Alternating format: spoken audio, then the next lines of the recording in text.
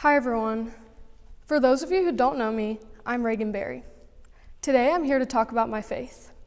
I haven't had a singular person or a singular experience that completely transformed my faith, but instead multiple people, stories, and experiences that have shaped my beliefs.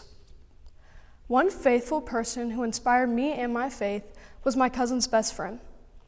Logan Davis was unlike any other soon-to-be senior. He was fierce in his faith and was a clear disciple of Christ who put all others before him. At restaurants, he would always be sure to lead his friends in prayer, and he was the one all of his friends could go to with any advice about God. He had a running list of things he was grateful for in his notes app, he kept a journal to talk to God, and he texted his mom that he loved her every single morning.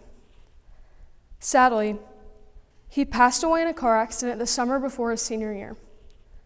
This was a devastating loss for my cousin and his community. As we've all seen from the past year or so, especially with the pandemic, death and loss have been a huge slap in the face. However, I can't help but look and try to find God in the midst of tragedy. My cousin later told me that Logan was wearing a scapular during his car accident, which signifies an entrance into heaven. It was a miracle that someone like Logan was able to inspire and change the lives of many, and I truly saw God working through him.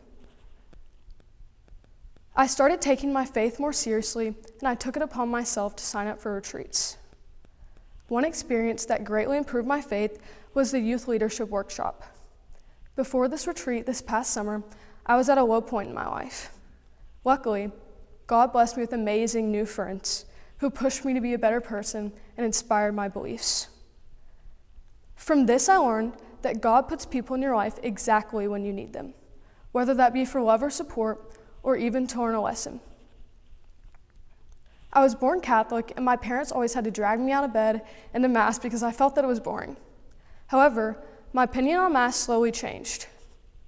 At the 3 Catholic retreats I've been on, we've had Mass regularly. I learned from these to start actively listening during Mass to understand the message in the readings and the homily. I also started following the Missal during Mass to participate the best I can. Viewing Mass this way has strengthened my relationship with God. Another important figure of faith in my life is my great Aunt Judy. She gifted me this prayer box for Christmas, and I've used it as a way to talk to God. The first thing I wrote in it was a quote from a reading in Mass. This message really struck me and gave me words that I greatly needed to hear at the time. From Philippians chapter 4:4-7. Rejoice in the Lord always, and again I say rejoice.